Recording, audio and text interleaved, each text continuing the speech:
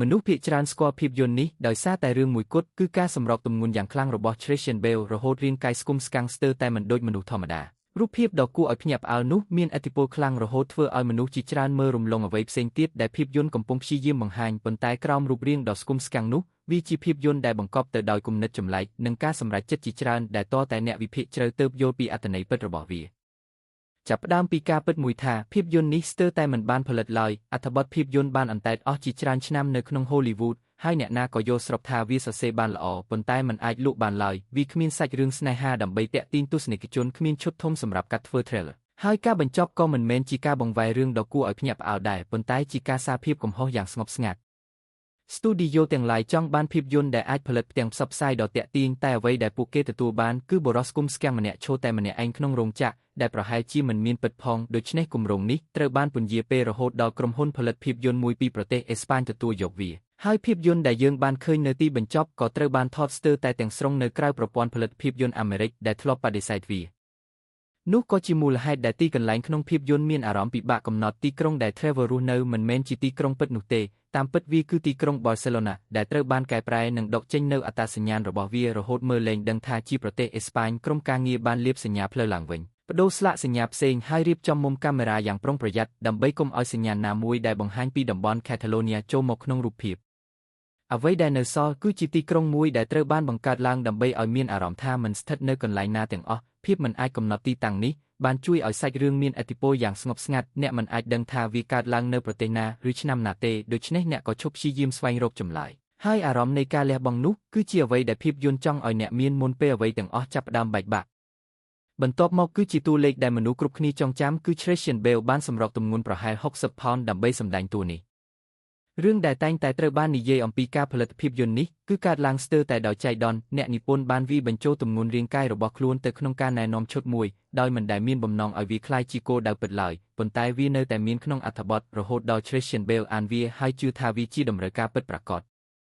ជាធម្មតាតារាសម្ដែងដែលត្រូវផ្លាស់ប្ដូររូបរាងនិងហ្វឹកហាត់ជាមួយគ្រូបង្ហាត់និងគ្រូពេទ្យដើម្បីសម្រេចទម្ងន់ដែលបានព្រមព្រៀងគ្នាប៉ុន្តែករណីនេះលេខនោះកើតចេញពីកំហុសតូចមួយដែលគ្មាននរណាចាប់អារម្មណ៍ហើយតារាសម្ដែងម្នាក់ក៏យកវាជាការពិតដោយមិនស្ទាក់ស្ទើររូបភាពដែលធ្វើឲ្យភាពយន្តនេះល្បីល្បាញមិនមែនត្រូវបានគ្រោងទុកសម្រាប់ការផ្សព្វផ្សាយឡើយវាជាកំហុសមួយដែលនរណាម្នាក់សម្រេចចិត្តរស់នៅជាមួយវា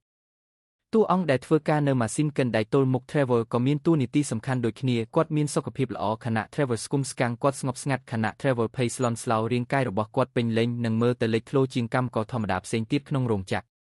ភាពយន្តមិនបានពន្យល់ថាហេតុអ្វីបានជាគាត់មើលទៅចម្លែកនោះទេវាគ្រាន់តែទុកឲ្យអ្នកសង្កេតឃើញវាជាយូរមុនពេលបង្ហាញថាតាមពិតគាត់តំណាងឲ្យអ្វីនៅពេលសាច់រឿងបង្ហាញការពិតគាត់បានបំពេញតួនាទីនោះតាំងពីដើមរហូតដល់ចប់ភាពយន្តទៅហើយ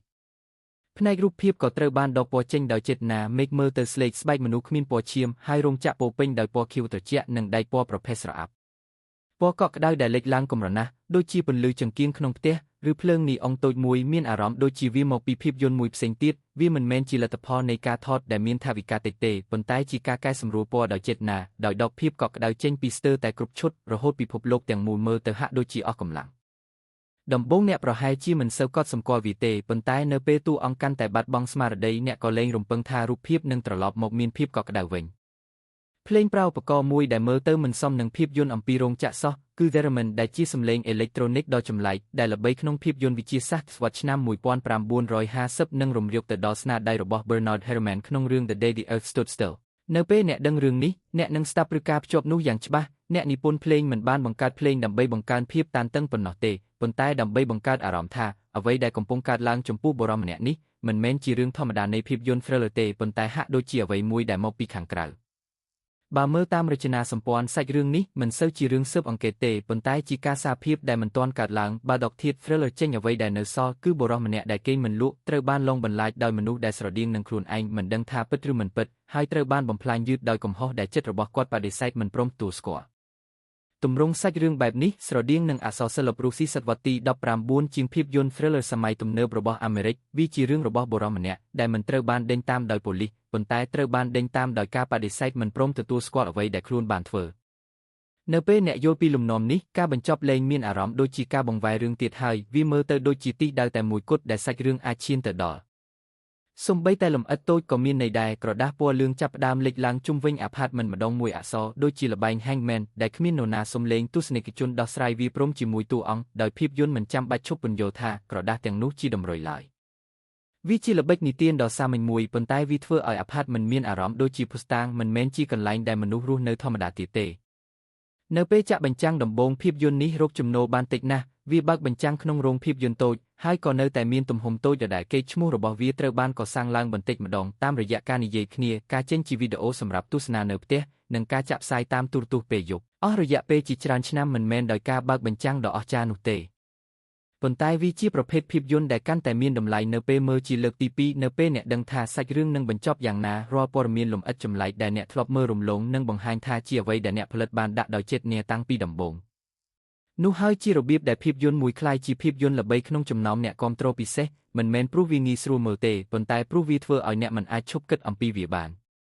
ការបង្វែររឿងនៅចុងបញ្ចប់មិនមែនជាចំណុចសំខាន់បំផុតនោះទេវាមិនមែនជាការដោះស្រាយល្បែងផ្គុំរូបទេប៉ុន្តែជាបុរសម្នាក់ដែលទីបំផុតព្រមទទួលស្គាល់ជាសម្លេងខ្លាំងនៅអ្វីដែលរាងកាយរបស់គាត់បានសារភាពតាំងពីដើមភាពយន្តមក